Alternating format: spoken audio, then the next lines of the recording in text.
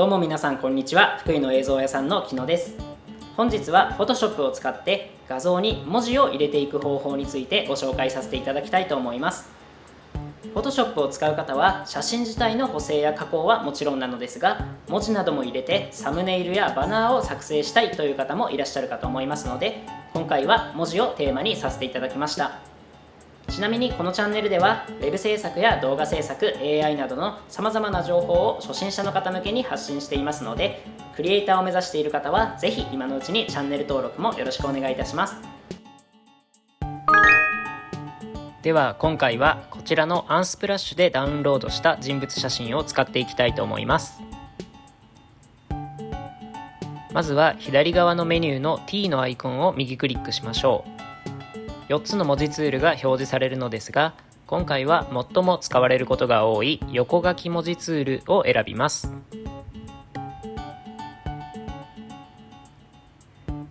では文字を入力したいあたりの場所で左クリックをして実際に文字を打ち込んでいきます。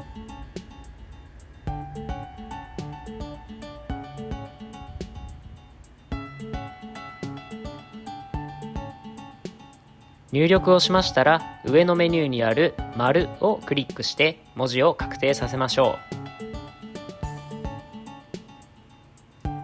う。では次にコマンド T を押して自由変形の状態にします。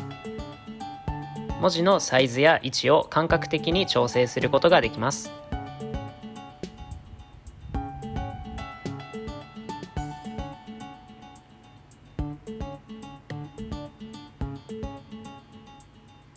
斜めあたりの少し離れた場所を掴んでいただくと回転して角度の調整も可能です。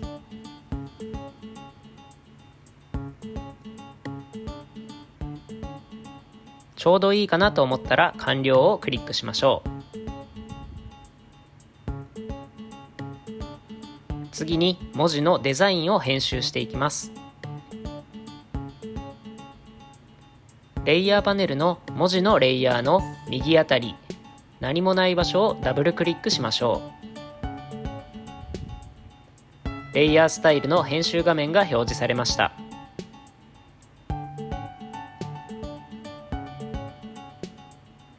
さまざまなスタイルが用意されていますので、これらを編集して好みのデザインを仕上げていきましょう。今回はまずは境界線をクリックしてみます。はい、文字に境界線が入って見やすくなったと思います。境界線の色はこちらをクリックすることで変更することができます。ちょっと青系の色に変えてみましょう。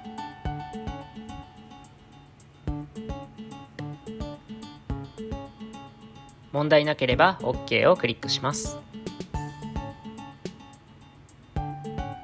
ではサイズのつまみを動かして境界線の太さを調整しましょ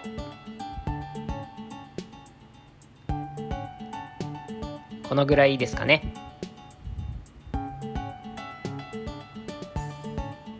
次にドロップシャドウのスタイルをクリックします。文字に影が入りました。先ほど同様に色も変更できますが、今回は黒のままにしておきます。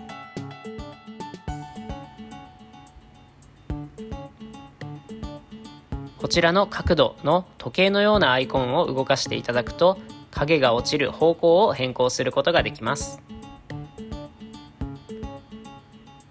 距離を調整すると、文字からどのぐらい離れた位置に影が落ちるかが変わってきます。スプレッドは影のボケ具合の調整です。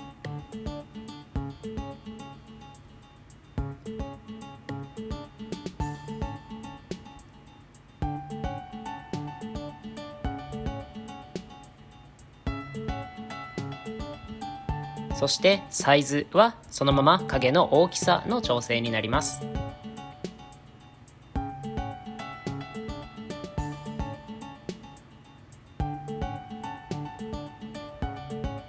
では今度はベベルとエンボスをクリックしましょう。文字に立体感を持たせることができます。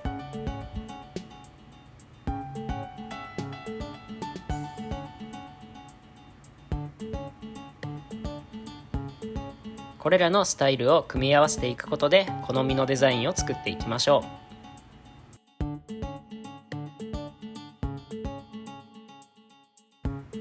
文字のデザインが完成しましたら、最後に文字をこの人物よりも奥に配置させたいと思います。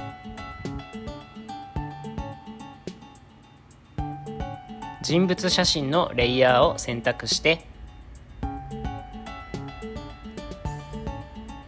オブジェクト選択ツールを選びましょう。